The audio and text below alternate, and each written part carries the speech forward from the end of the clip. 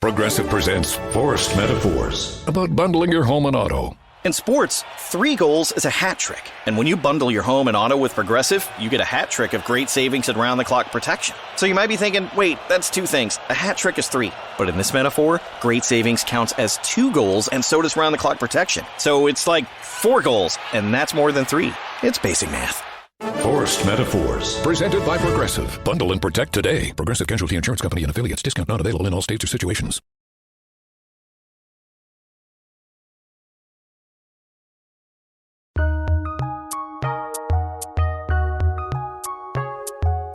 Welcome to the Fantasy NBA Today podcast.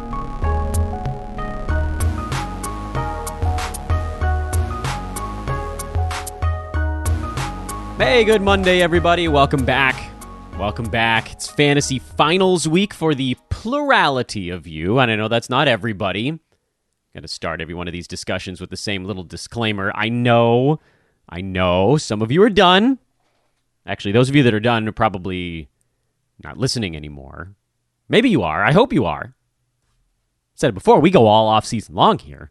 But I would understand, I think, if your season ended yesterday, head to head, and you didn't want to hear me talking about streaming discussion today.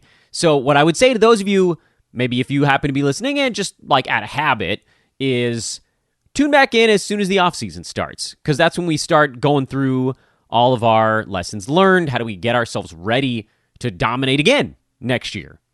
To those of you that are still rolling, what's happening? Happy Monday to you all. It's Fantasy NBA Today, Sports Ethos presentation. I'm Dan Bespris, at Dan Bespris on Twitter. Big thank you again to those of you that are helping us slowly climb the board in iTunes reviews.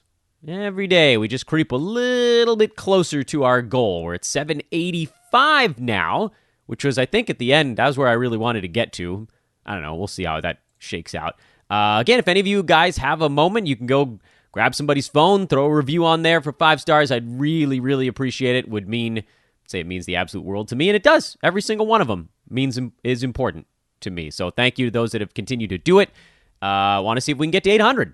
I didn't think that was going to be a chance when we got like 10 in the last couple of days. So thank you guys. I can see you chunking along there, helping me take out a few more of these. And, we just want to stockpile them going into next year. So, sorry for doing that at the beginning of the show. Just wanted to get it out of the way. Today, Reverse Chronological Lightning Round Monday in full effect. And then, Streaming Guide for one more week. Last week of the regular season, we will not be doing the Streaming Guide because your head-to-head league should damn well be over, which means that anybody listening that last week is just out of habit or Roto Leagues. My favorite kind. I do head-to-head leagues mostly because I want to be able to talk about them with a knowledgeable approach here on the podcast. I think overall they're extraordinarily unfair. I advanced to a head-to-head finals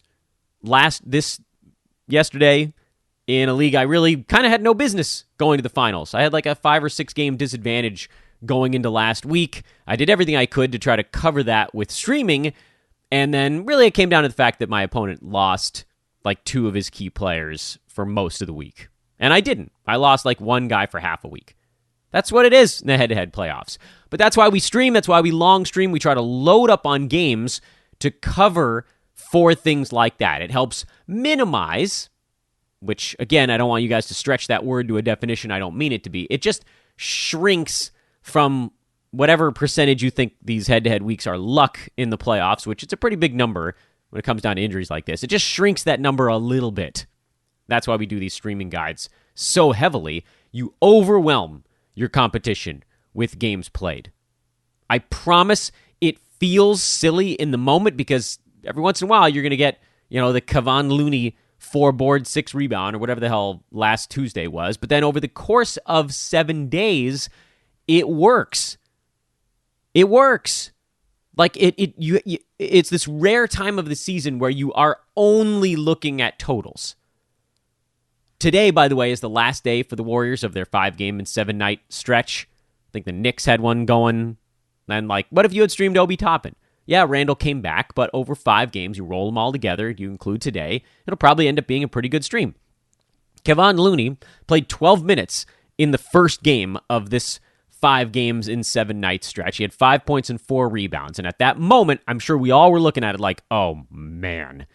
But then he came back with 2 points and 16 boards, couple of steals, 8 and 8 with 3 assists, 8 and 6 with 2 assists and a block. Field goal percent has been good over that stretch. When you roll all 5 of those together in a 7-day stretch, we're probably going to be talking about someone who averaged about 6 points. I know, stupid low. But over the course of a week, 30 points, like 40 rebounds, 12 assists or whatever it is, 3 steals, 2 blocks, something like that. That's actually a decent week. Like, go back and look at some of your matchups for last week. How many guys on your team gave you 40 rebounds? I'm guessing very few. 1? Maybe? There weren't that many that in a 7-day stretch got 40 rebounds. I mean, a 4-game week, someone still needs to average 10. So that's why you overwhelm your opponent with games played. Totals matter, particularly in head-to-head. I've said this so many times, particularly in head-to-head. They really do matter. But let's go backwards through the weekend. Let's see what we can pull out of the pile.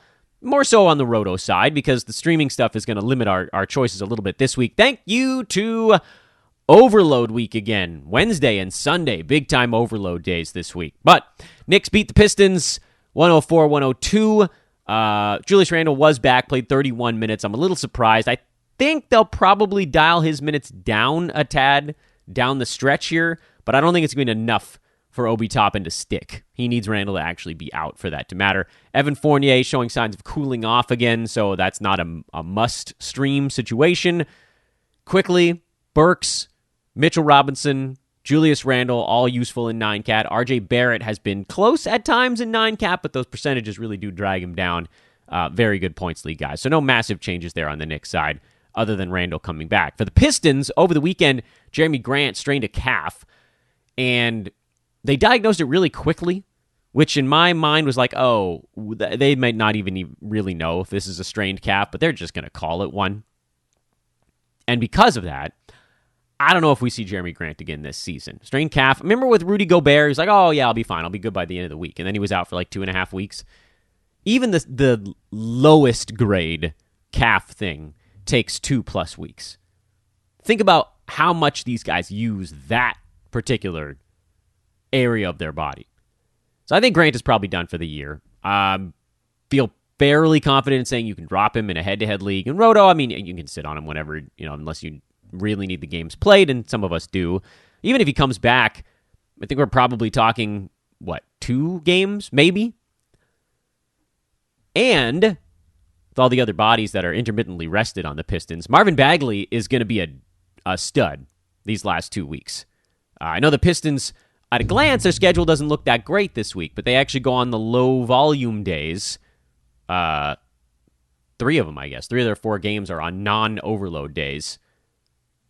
Tomorrow, Thursday, Friday, and then Sunday, pretty much everybody plays on Sunday, so you wipe that one out. But Pistons have a pretty good schedule here this week, even if it doesn't look like the most magical thing. This is a team where you want to be kind of looking for options.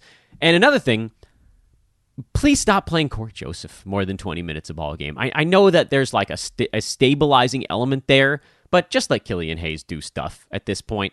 Can we just let him do stuff? Because he would also be a pretty interesting add for the low-volume days. If we could trust that Dwayne Casey was just going to give Corey Joseph 17 bench minutes or 18 bench minutes and let Killian play 30.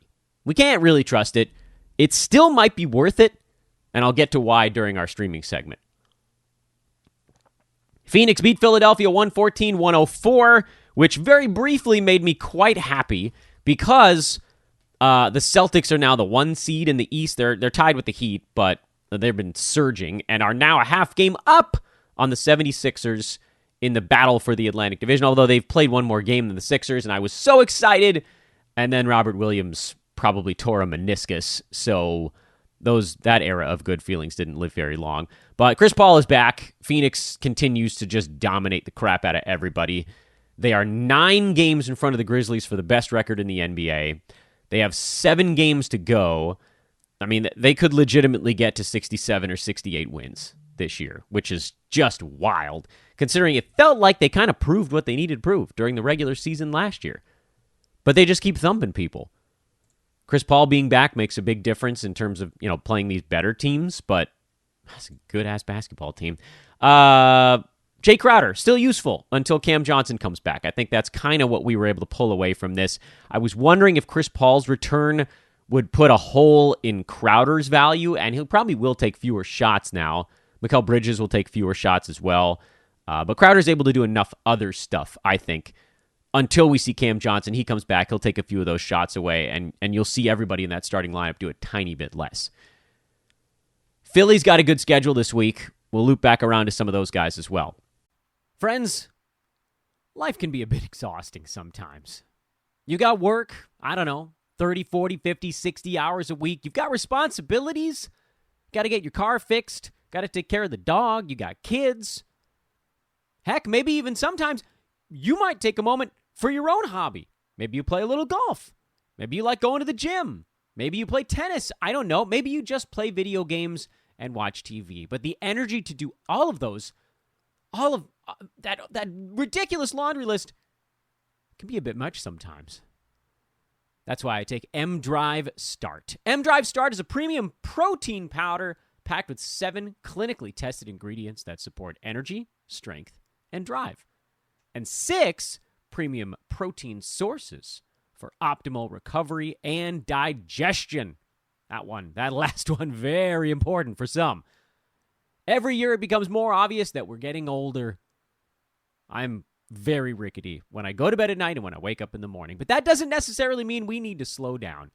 Prioritize the need to take care of your health. So get M-Drive Start at mdriveformen.com and use the coupon code HOOPBALL, yes, our old name, HOOPBALL for 10% off your first order of M-Drive. You get free shipping and a 60-day money-back guarantee. Again, get M-Drive Start at mdriveformen.com with coupon code HOOPBALL for 10% off your first order, free shipping, and a 60-day money-back guarantee.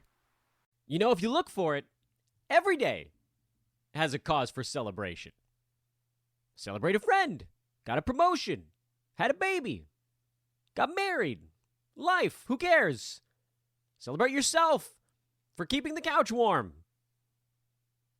It's no easy feat, especially if that's a big couch. Or maybe you just want to celebrate living in 2022, where you can get beer, wine, and spirits delivered from Drizzly in under 60 minutes, 1 hour, without leaving the aforementioned couch. Right now, Drizzly is giving all new customers $5 off their first order with code FAST5. Yeah, it's like the movie franchise, Fast5. So download the Drizzly app or go to drizzly.com, DRIZLY.com, and use promo code FAST5 for $5 off your first order. Look, it's the most convenient way to get beer, wine, and spirits. 60 minutes! 60 minutes! That's ridiculously fast. I can't do anything in under 60 minutes these days. It's the #1 app for alcohol delivery. It's so convenient.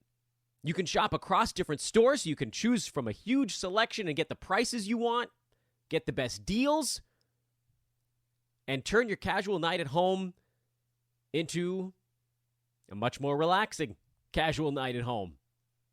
I don't know, man. The weather sucks, or nobody wants to go out these days. It's been a weird couple of years. You're cooking. Whatever it is, this is the solution. Drizzly.com or the Drizzly app. DRIZLY. Again, use promo code FAST5. Get $5 off your first order and get beer, wine, and spirits to your doorstep in under 60 minutes. Warriors lost the front end of their back-to-back in Washington. Hey, go figure, they're not that great without Steph. Their whole team is built around Steph and Draymond Green. So when either of those two guys is out, things fall apart, which is a book I think I read in 8th grade. Now I got to look this up. Things Fall Apart. What is that? Oh, yeah, Chinua Achebe. Yeah, I read that in 8th grade. Things fall apart. Anyway, for the Warriors, Otto Porter came back, had a better streamer game here. He takes those back-to-backs off, and his role isn't that secure. Jordan Poole, going to be great tonight with everybody resting. Porter, Thompson, Green, all seems like those guys are probably going to be out. You likely see Damian Lee get a bump up for tonight only. Kevon Looney will do more for tonight only. Jonathan Kuminga will do more for tonight only. Gary Payton. You guys get it. This all makes more sense on a roto standpoint because you can just do a one-day ad for, I think Looney would probably be a useful center for today. And then he goes back to being a guy you use when they have 5 games in 7 nights in a head-to-head format.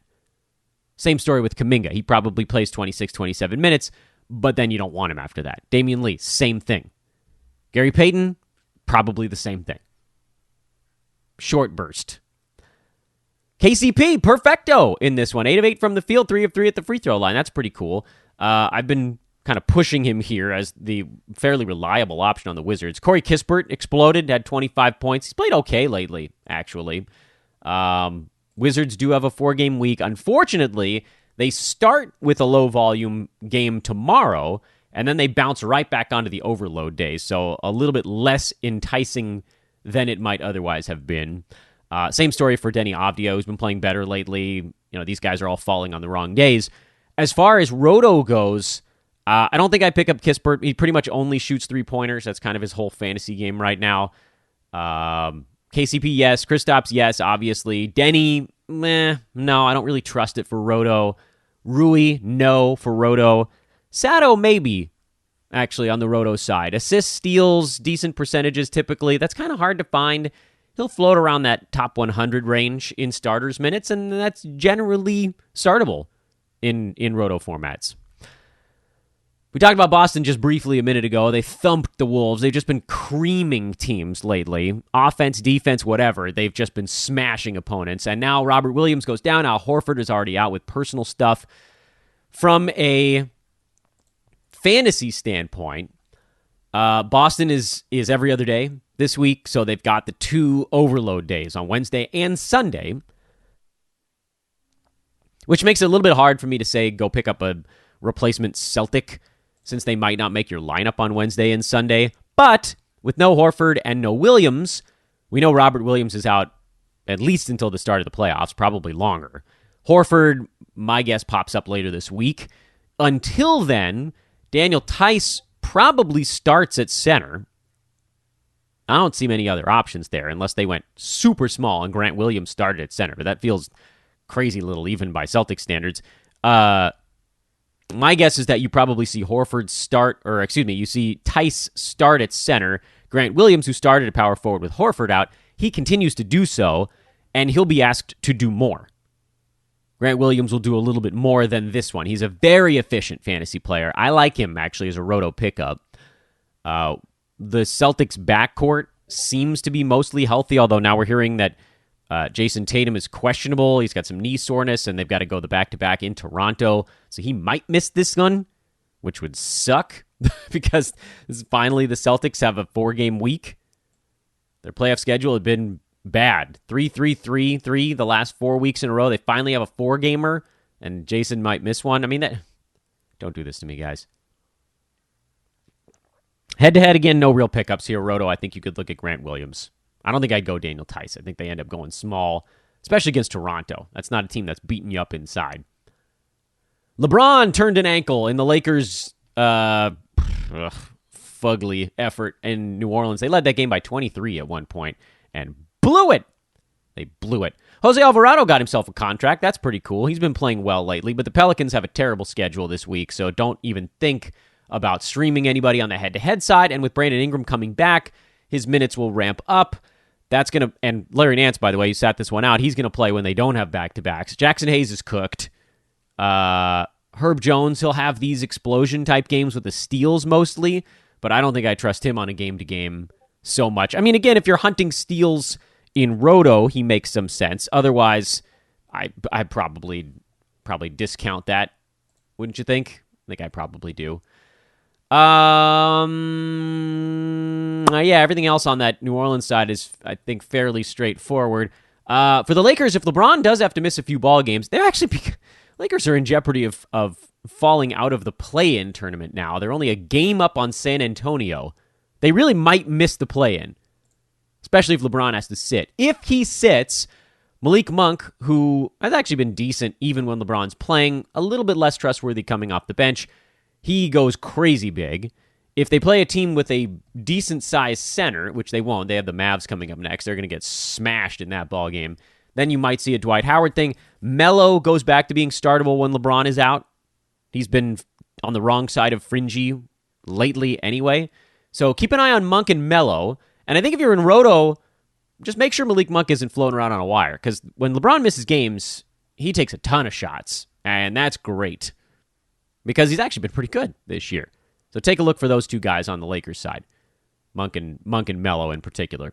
Dallas beat Utah 114-100. Utah was without Rudy Gobert. Donovan Mitchell turned an ankle. Utah, I think, is probably just going to say, whatever. We're probably not going to fall into the play-in. Although they've lost 4 games in a row, so anything's possible. But they'd have to fall behind the Nuggets and the T-Wolves to get there. They only have 7 games left. We've got, 2 and some odd change cushion there. I don't think those guys are playing Donovan or Rudy unless they're 100% healthy, which, again, makes things a little interesting because Utah has a 3-game week, and they're on the non-overload days, Tuesday, Thursday, Saturday.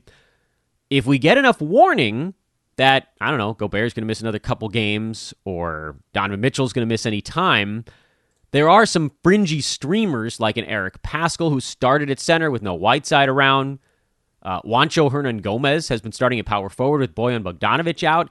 These guys on 3 non-overload days would actually be kind of interesting because you just want to try to maximize those games played to squeeze those in where, anyway, we'll get into this at the streaming part. Roto side, no, leave it alone. And for Dallas, Reggie Bullock had one of his hot games. They're not consistent enough. I know it's like 2 out of the last 3 or 2 out of the last 4 or something like that, but in general, you're trying to catch lightning in a bottle. It's too hard. It's too hard. Charlotte beat Brooklyn. LaMelo Ball finally had a huge one. I don't want to say he's been on kind of like a slow pace lately, but he'd kind of been on a little bit of a slower pace lately. This is a nice one. This one really got him back on track. And Charlotte's been playing well. Got to give those Hornets a lot of credit. They've won 7 of their last 10. They're actually tied with the Nets for the 8 seed right now. Probably not going to pass the Cavs. Cleveland is in free fall with all the injuries they've suffered. They're trying to chase down the Raptors and get out of the play-in tournament. Hornets are not going to get out of it. But they could maybe secure that 8 seed, which, again, now you're talking win 1 game out of 2 instead of 2 in a row if you're in the 9 or the 10 spots. Streaming-wise, nothing over there. Or fantasy-wise in general, there's really nothing on the Charlotte side. No changes. Brooklyn, no real changes. We see Kyrie Irving now gets to play home games. Got a lot of minutes in this one, didn't he? 40 minutes and a half. KD played 42. Drummond is still a start. LaMarcus Aldridge was healthy but didn't play, which, things are going to get a little bit kooky here because Seth Curry was in there. Bruce Brown, his minutes trimmed a bit, mostly for Goran Dragic. Nets have the non-overload stuff. So again, we got to look at this team for head-to-head options, not so much roto options. Let's peel the clock back to Saturday. Spurs beat the Pelicans. That's how they got within, a game of getting into the play-in tournament. If the Spurs had fallen out, I'd be a bit more worried about this week, but I think their big guns are going to go. DeJounte Murray's been mostly playing lately. They're now within striking distance of the play-in. They'll go for it. Devin Vassell has the Achilles thing going on. Roto-wise, head-to-head-wise, they've got a bunch of overload day stuff going on, so I don't think that I'd take too big of a plunge on a Spur if they weren't rolling with Murray or Keldon Johnson, who's been good lately, and Jakob Poeltl. Those guys have been fine. Josh Richardson is a maybe. You're kind of hunting threes if you're picking him up for Roto, and maybe you need 3 balls. That's fine. If you do, you can go that way. Davion Mitchell. Trey Lyles. I know Lyles had a quieter one earlier in the week, but these 2 guys with Sabonis and Fox probably out for the year, these 2 guys are locked in. The question I wonder, and here's another thing. The Kings are also on the overload days. They go Monday, Wednesday, Friday, Sunday. So I get it. They're probably not great moves to make right now. First of all, Mitchell's been added because we talked about him late last week, and Lyles has been added. We talked about him all of last week with the bad schedule. Justin Holiday, I'm probably not adding, despite the fact that he does get a little more usage now with the big guns out. Dante DiVincenzo. These guys are both... Head-to-head, I can't advocate a move unless you're adding 2 games to your weekly ledger. So with almost any of these guys, you're almost definitely not adding 2 games to your ledger. Roto side, Damian Jones started, but he didn't play that many minutes here, and his minutes are not at all secure going forward to that center spot. So I'm not picking him up in Roto. Mitchell, Lyles, yes. Barnes, yes. With the big guns out, he'll go back to sort of being forced to do more stuff on offense, even if he's kind of thrown into cruise control here. The questions, I think, are Holiday and DiVincenzo. And I'm considering it. The Holiday, you're obviously hunting threes and defensive stats. DiVincenzo, a little bit more scoring, I guess, a little bit more rebounding, but poor free throw percent in particular, kind of similarly bad field goal number. I don't know. It's fringy. Orlando. Yeah, I mean, I don't know with the Magic. Sometimes they do, sometimes they don't. Mo Bamba had a bigger ball game here. Mo Wagner has been decent lately, but again, they're every other day. So, no massive changes. I think you can start 4 of the 5 starters right now. Not RJ Hampton. Cole Anthony, Chuma Okeke, Franz Wagner, Mo Bamba, those guys are all startable. If Wendell Carter Jr. shows back up, he probably pushes Okeke to the bench, and then I wonder if both of those guys might be starters. But I don't want to go too deep on Orlando. They're kind of feh. This Toronto-Indiana game was a weird one. There was a fire in the arena. They had to suspend the game for an hour, and when they started it back up, the Raptors said, we're not going to put Freddie VanVleet in there. Once he's loose, we want to keep him loose, and then once he's kind of shut down, we're shutting him down.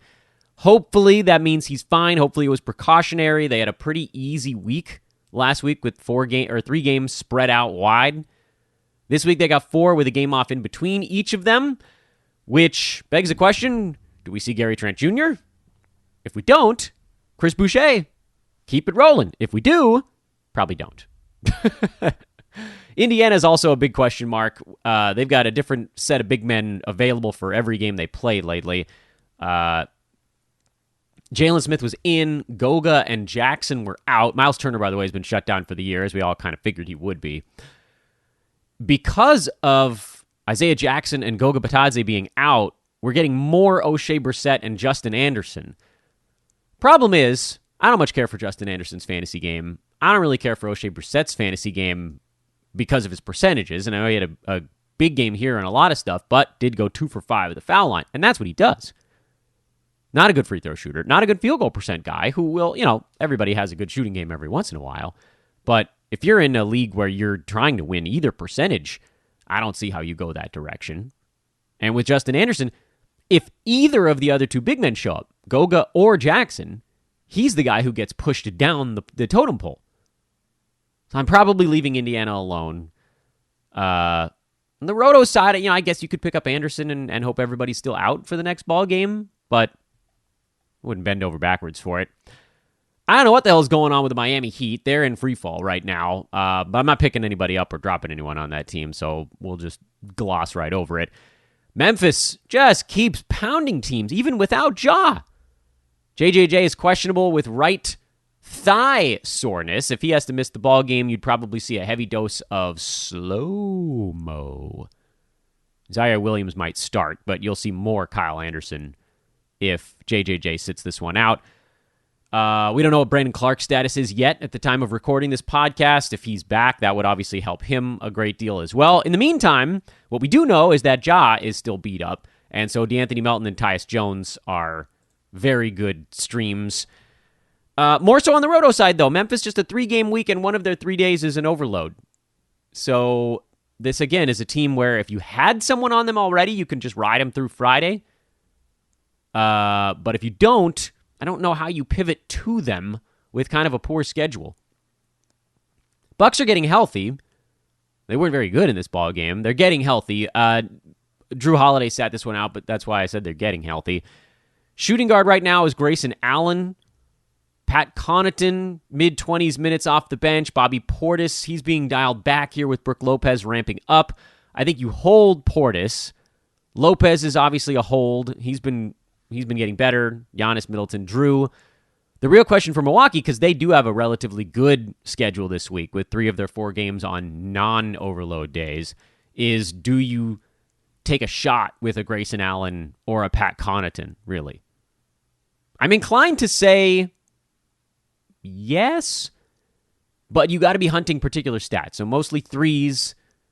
Connaughton tends to do okay with both steals and blocks. Allen more so the steals guy. There might be a better option out there. And again, we'll touch on that when we get kind of into the streaming 10 minutes of this podcast. I want to get through the reverse chronological. Cleveland, they're moving bodies around, getting people in and out of their starting lineup. Karis LeVert started. Didn't matter. They still lost to Chicago. Alex Caruso finally played better. And if he's going to get 38 minutes, I think you have to start him. Bulls actually have a really good schedule this week. They're almost all non-overload days. Monday, Tuesday, Thursday, Saturday. Great schedule this week for Chicago. So get a Bull on your team if you can. Ayo Dosunmu still started, still played 32 minutes as the starting point guard, and his numbers are going to be pretty quiet. But again, 4 non-overload days.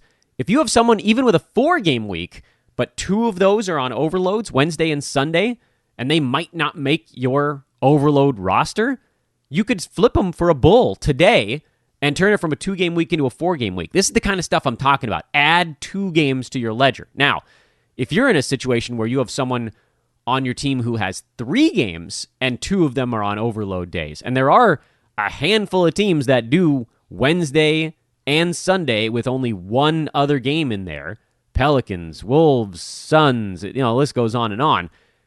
If you have someone on one of those teams that's kind of fringy, you could switch them from basically a 1-game week to a 4-game week if you can go Chicago today. So Caruso, Dosunmu, those guys become coveted because of the schedule. Cleveland has a 5-game week. 2 of them are on overload days, because how the hell would you avoid them in a 5-game week? But still, if you have a Cav on your team, you just roll with it at this point. And it's good to have a body around in case someone gets ruled out. You can always sub them in. Moving LeVert into the starting lineup is interesting. Lamar Stevens went to the bench. Kevin Love went back to the bench. He had started for a game. They're trying to mix and match a little bit. LeVert, Love, Mobley, Markin, and Garland, those guys are obvious 5-game week studs. You could probably even put Isaac Okoro on that board, although he almost definitely would not make your overload days. And so I think you can probably leave him alone if there's other sort of schedule winners out there. Thunder in Denver. Jokic got a little bit of help in this ballgame. Aaron Gordon, Will Barton were both decent. But overall, he's still the only one hanging inside the top 100 for that team. And, of course, Nikola Jokic is runaway number 1. As far as the Thunder goes, they're in mega tank mode right now. Woo, boy, are they in tank mode. The latest report is that Baisley is doubtful. Dort, Favors, Giddey, Shea, Ty Jerome, Mike Muscala, Kenrich Williams are all out. Woo, is that an injury report? Who's left? Trey Mann, he's going to get a whole bunch of usage. Theo Maladone, seems like they almost have no choice but to throw him in there. Aaron Wiggins is going to have to do some stuff. Your safest plays are Alexei Pokusevski and Isaiah Roby. And this I'm talking about even on a roto standpoint. Head-to-head, they go every other day this week, so maybe they fit into your overloads. I don't know. Roto-wise, Poku, Roby, those guys are a go for me. Man, I think I would probably start in Roto. Wiggins, probably not. Maladone, probably not. I'm a little worried that someone pops up where they just decide they don't want to play him that many minutes. Maladone's the next closest behind Pokusevski, Roby, and Mann with the way they're beat up right now. Houston took care of the Blazers, who are also it's just a hilarious tank fest. Portland's injury report, nearly as hilarious as the Thunder, or I don't know, maybe more hilarious, depending on how you want to. I guess not that funny. Josh Hart out. Ingles, of course, out. Lillard out. Nas Little out. Nurkic out. Simons out. Watford out. Winslow out. A bunch of those guys got ruled out for the year earlier this morning, too. Oh, and Jason Tatum just got ruled out for today. And Jaylen Brown. Okay, so they're just not sending anybody to Toronto. They just said the hell with it. All right, so the Celtics, man, that sucks for my fantasy team. I really needed one 4-game week out of Tatum. Oh, well. Dennis Schruter had a pretty good game off the bench for the Rockets, but I'm not really changing much, other than to note that Alperen Şengün does seem to be doing more every game right now. He's basically now a top 100 guy.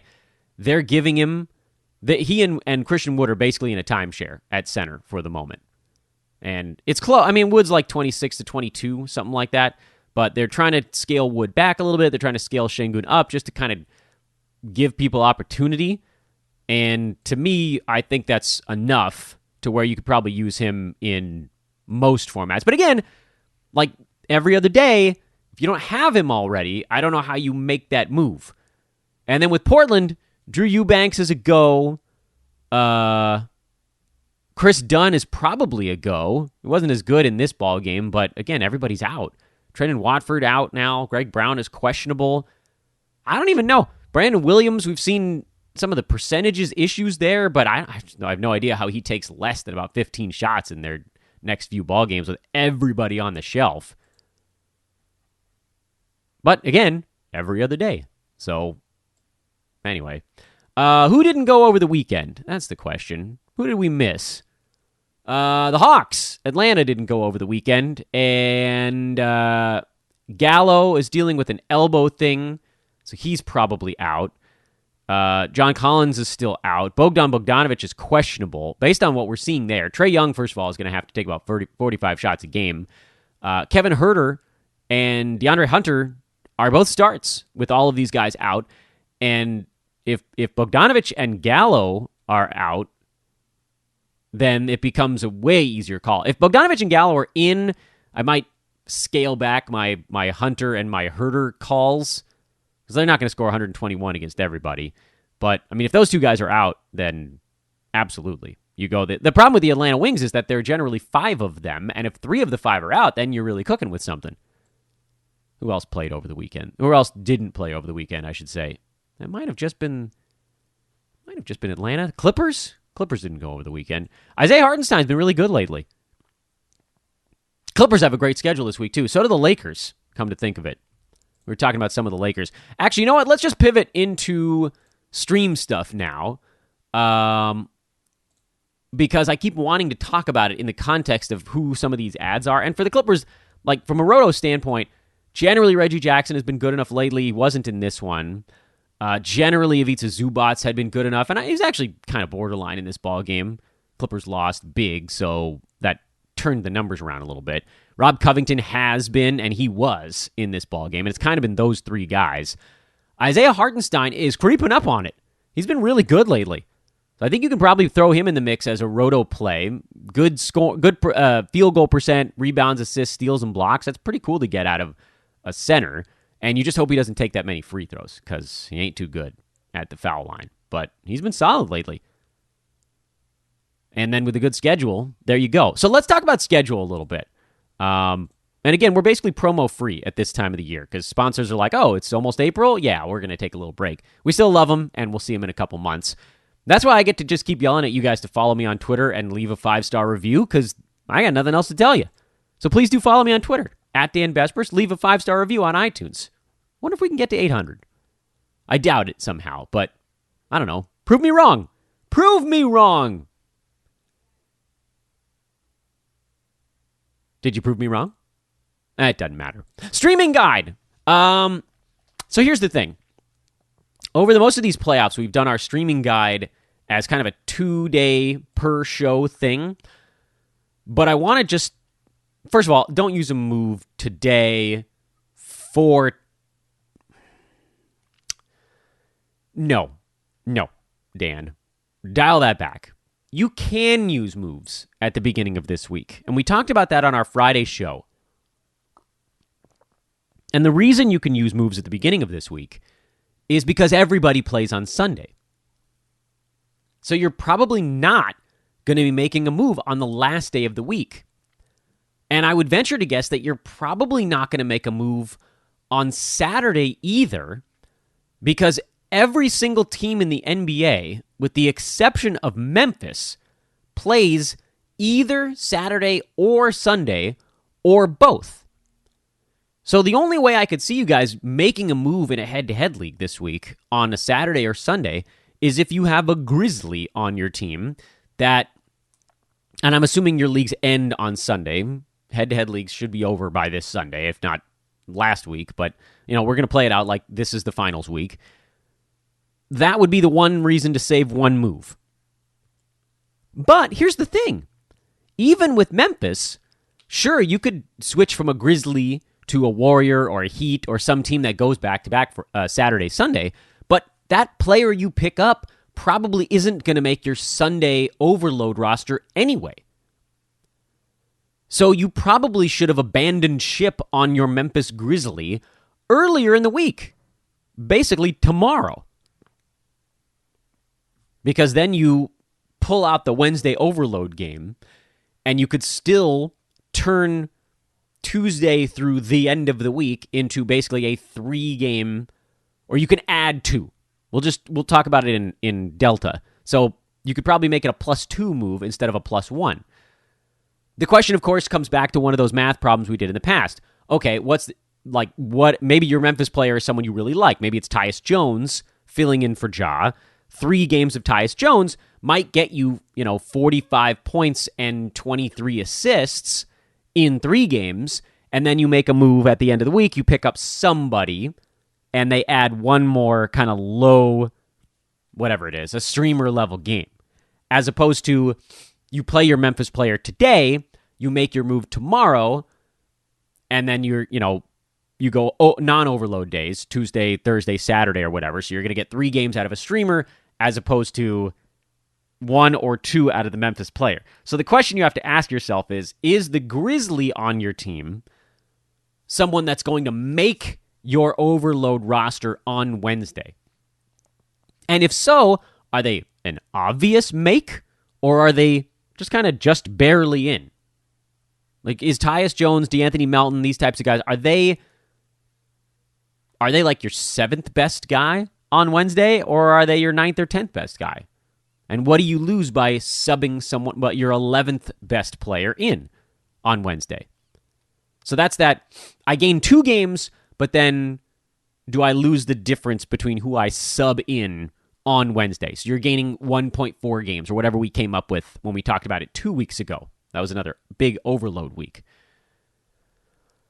All right, so 1.4 games of a sub there. Is it worth it? Whatever. I personally think you probably have someone on your team who's not as good, where we could still add 2 games. An example from my own team, and the team I'm playing against might be listening to me right now, but honestly, I don't care if they know I'm going to drop Kevon Looney after today, is Kevon Looney, who the Warriors have a 4-game week, but only 2 of the 4 games are on non-overload days, meaning today and Saturday. Their other 2 are Wednesday, Sunday. There's no chance Looney is making my starting 10 on Wednesday or Sunday. He's very much my 13th player, or however many bench slots we have on this league, 13th or 14th player. He and Rui Hachimura. So I lose nothing. This is effectively, for me right now, a 2-game week for Kevon Looney. So of course I'm going to punt on him. It's an easy decision. So that's why I'm arguing you should actually consider making moves early this week. The fun thing about, like Looney, for instance, is he plays today. So I don't have to worry about it today. I can worry about it tomorrow. Make that move for Tuesday. Get 1 game out of him. Now I'm looking at, he probably goes only 1 time for me the rest of the week. And if I can pick up someone that goes Tuesday, Thursday, Friday, or Saturday, then I'm going to turn a 1-game rest of the week into a 3-game rest of the week. So that's Chicago. And I'll go through some of these teams in a minute here. And I'm guessing there are other similar situations out there. Who else on your team is looking basically down the barrel today of a 2-game week? Meaning maybe they have 3, maybe they have 4, but how many of those games are actually going to make your roster? If you wait, and I know we always advocate waiting because then you're going to know which categories are a little bit closer. If you wait until later in the week, you won't be able to add 2 games with 1 move. And I just think it's so damn important, especially if the player isn't very good. Like if it's someone you've been streaming and have no attachment to. You probably have 2 or 3 of those guys on your playoff roster right now. If you can make one move and turn one of those guys into a +2 games week, you must do it. And there's a lot of choices because the teams I'm looking at right now, teams that have really good schedules this week that tend to dodge overload. Some of them only have a 3-game week, but you're going to get to actually use all 3 of those games. Brooklyn, they go Tuesday, Thursday, Saturday. So that's a great one if you have somebody playing today where then the rest of the week they're only going to get 1 game. Like if they go today, Wednesday, a lot of teams go Monday, Wednesday, Friday, Sunday. So if you have a 4-gamer that goes today and then the rest of their week is 3 games where only 1 makes your roster, you can switch to a Brooklyn net that only has a 3-game week and you actually gain 2 games that way. Same story for Detroit, by the way, although that wasn't the next one I was going to mention. They actually have a 4-game week. The last one happens to be on Sunday. So, that would be basically a fail-safe. Chicago, we just talked about. Today, tomorrow, Thursday, Saturday. Great schedule. And hold them for the whole week if you want. Great schedule. Hold them for the whole week. Clippers, Lakers, Bucks. These teams are also very good schedule. They have the same 4 days as Detroit. Tuesday, Thursday, Friday, Sunday. So Sunday is the only overload days for that team. Milwaukee has the same schedule. Philly actually goes Tuesday, Thursday, Saturday, Sunday. So similar, but not quite the same. Because they got that third day in there is pivoted by a little bit. And Utah is only a 3-game week, but it's Tuesday, Thursday, Saturday. So you don't worry that much about Sunday. I assume if you look at your Sunday card, if you look at your Sunday team, you probably have, I would think, 12 of your guys going. Like 12 out of 14. Most teams play on Sunday. You have something you can give up. Now, before you make all these moves, this is important. Before you make all these moves, go look at your team and find out how many overloaded players you have. For instance, on my Wednesday, I have 13 out of 14 guys going. On my Sunday, I have all 14 of my guys going. So it's a really easy decision for me. I can basically sacrifice 3 guys that are going on overload days. So in my mind, I'm thinking, okay, how do I turn these 3 players into 6 extra games this week? And without getting into too many of the specifics, most of it is let them play today. Most of these guys go Monday, Wednesday, Friday, Sunday that I'm talking about as potential overloads. Now, I get it. Kevon Looney is Monday, Wednesday, Saturday, Sunday. But effectively, that's the same thing. Meaning Monday, Wednesday, and Sunday are 3 of their 4 games during the week. That's 3 of the 4. It doesn't matter where the 4th one occurs. That's the one that they'd actually play. That's the one game you're actually sacrificing starting tomorrow. So I pretty firmly believe that, you could pivot to Chicago today if you had someone that just kind of had a bad schedule this week, like one of those teams we're talking about that has Wednesday, Friday, Sunday. Especially if that team might be a 1-game week for you. So you switch them to a Chicago Bulls. So you're basically gaining 3 games by switching that one. That's the one, I believe, situation you make your move today is to get to Chicago from a team that has a 3-game week where 2 of the 3 games are on an overload day. Those teams are Minnesota, New Orleans, and Phoenix, I think, are the only 3. There aren't that many fringy guys on those teams. Minnesota, I guess, has a couple of fringy guys.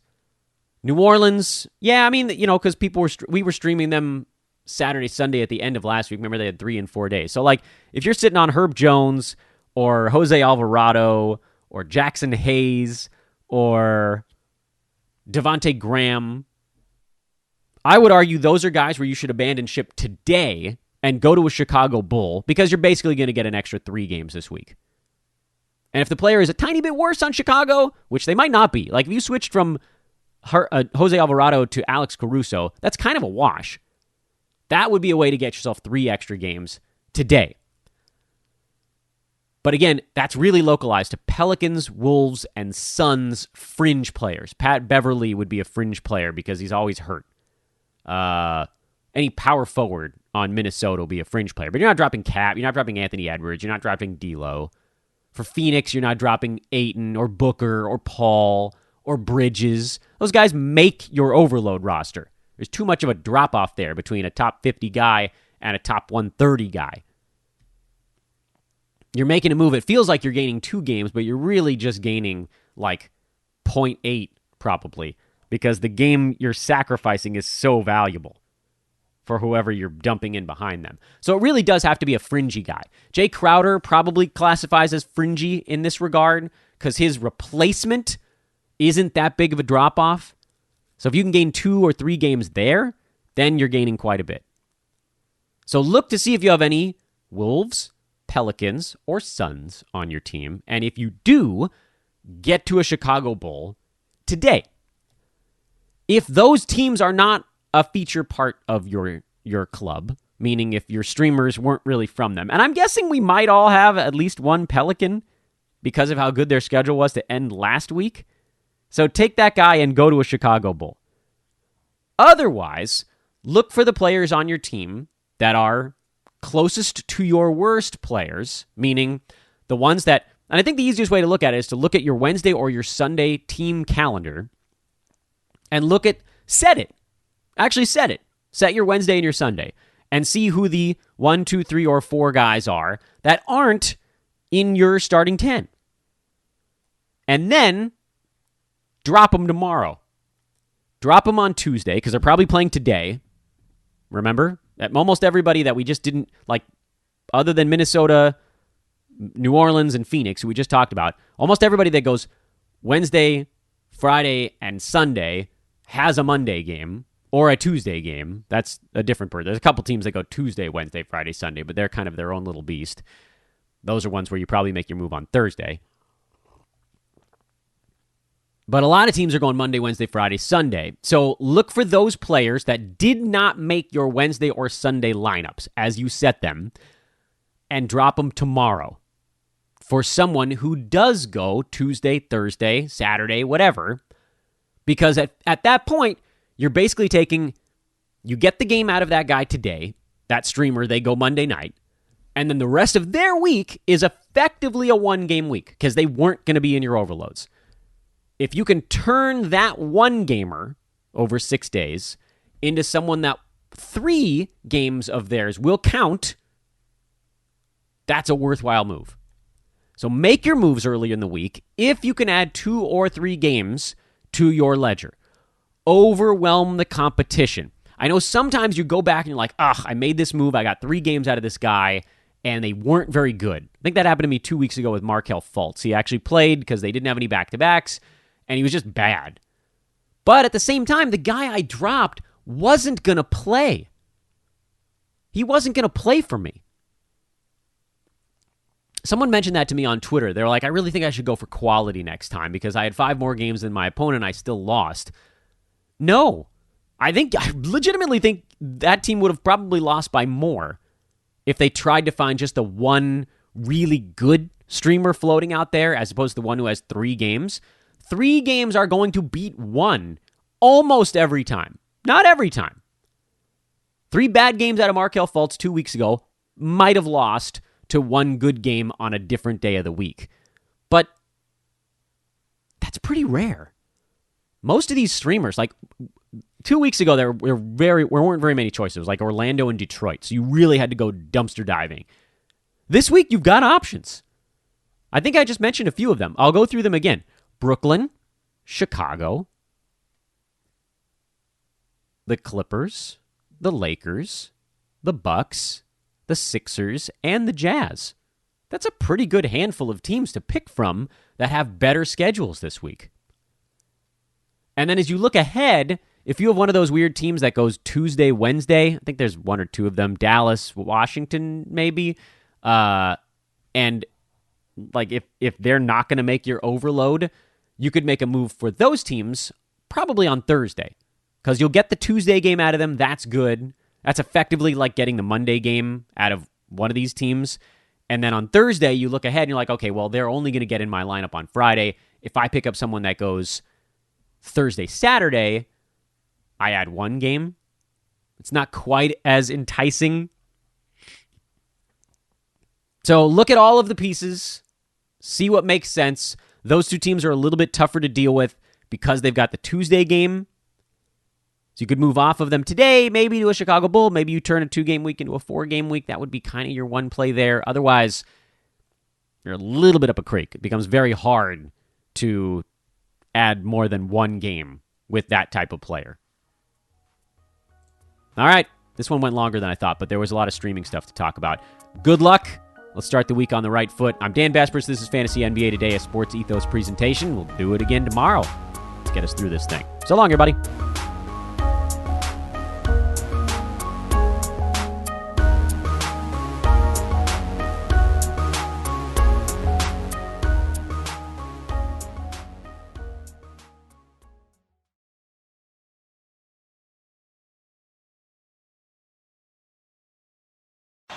Hi, I'm Flo from Progressive. Being a baseball fanatic like me can be stressful. It's not all sports points and touchdowns.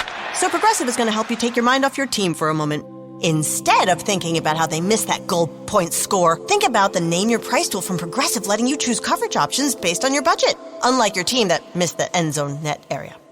Well, anyway, hope this distraction about Progressive's Name Your Price tool was helpful. It sure kept me from thinking about all those penalty balls. Yay, sports! Progressive Casualty Insurance Company and affiliates. Price and coverage match limited by state law.